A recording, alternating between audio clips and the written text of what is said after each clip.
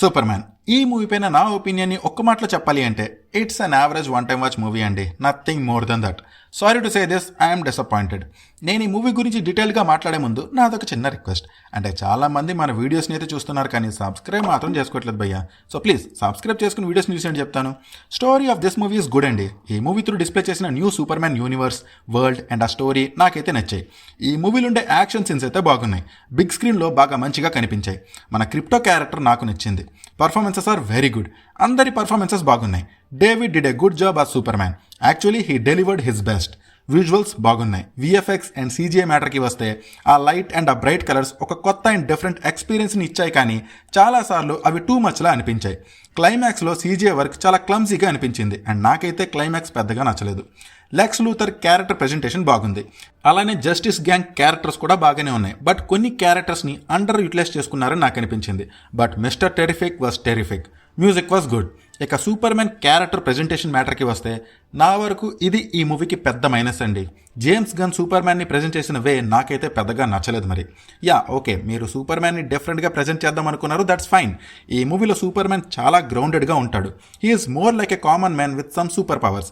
అది కూడా నాకు okay, but super man can't be week every time for everything.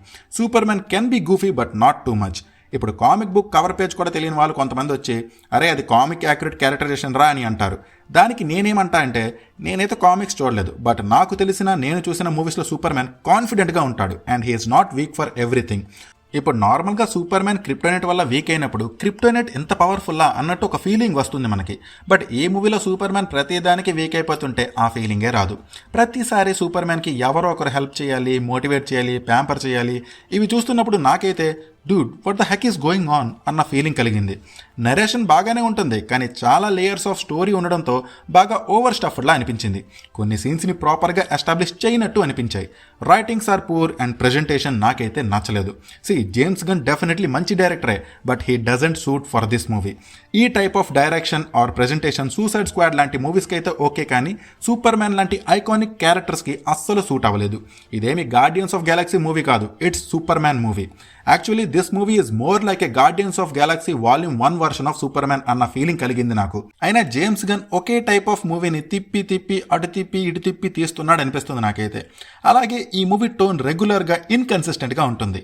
Compare చేస్తున్నాని కాదు, కానీ మ్యాన్ ఆఫ్ స్టీల్లో జనరల్ జాడ్ క్లార్క్ మదర్కి వార్నింగ్ ఇస్తుంటే సూపర్ మ్యాన్ జుయ్యన్ వచ్చి you think you can threaten my mother అన్న డైలాగ్ వేస్తాడు. సరైన హై మూమెంట్ అది.